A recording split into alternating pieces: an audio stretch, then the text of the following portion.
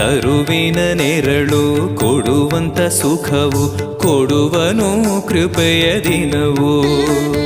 ಸ್ಥಿರ ಇರುವ ಮನ ಎನಗಿರಲಿ ಶರಣಾಗತಿ ಎಂದು ಬರಲಿ.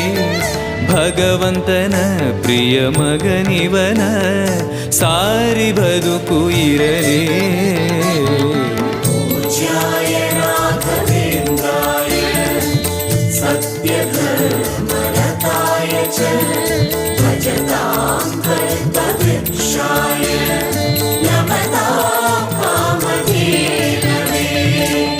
ಆಲಯವೆಂದರೆ ಮಂತ್ರಾಲಯವೇ ಬೇರೆ ನಾ ಅರಿಯಲಾರೆ.